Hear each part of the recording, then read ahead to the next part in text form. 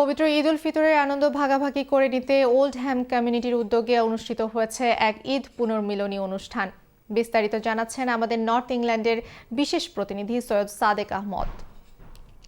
এক মাস সিয়াম সাধনার পর কমিউনিটির সর্বস্তরের প্রবাসীদের সাথে পবিত্র ঈদ উল ফিতরের আনন্দ ভাগাভাগি করে নিতে ওল্ডহাম কমিউনিটির উদ্যোগে অনুষ্ঠিত হয়েছে এক আনন্দঘন ঈদ পুনর্মিলনী অনুষ্ঠান। ওল্ডহামের রয়্যাল সুলতান হলে অনুষ্ঠিত এই আয়োজনে অংশ নেন বিভিন্ন শ্রেণী পেশার মানুষ। মোহাম্মদ রাজনের সার্বিক তত্ত্বাবধানে স্বাগত বক্তব্য রাখেন তখলিস মিয়া।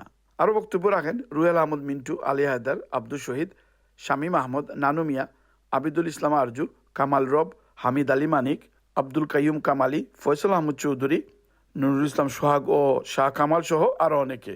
মৌলানা আবিদের পবিত্র কুরআন তেলাওয়াতের মাধ্যমে আনুষ্ঠানিকতা শুরু হয়।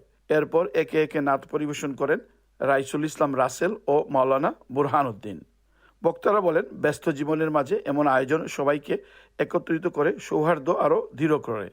এই পুনর্মিলনী আয়োজনের মূল উদ্দেশ্য ছিল প্রবাসে বসবাসরত কমিউনিটির মধ্যে ভ্রাতৃত্ববোধ, সম্প্রীতি ও ঐক্য জোরদার করা।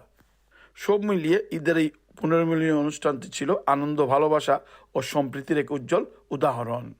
অনুষ্ঠান শেষে বিশ্ব মুসলিম উম্মার শান্তি ও সমৃদ্ধি কামনা করে দোয়া পরিচালনা করেন মৌলানা নাসির উদ্দিন।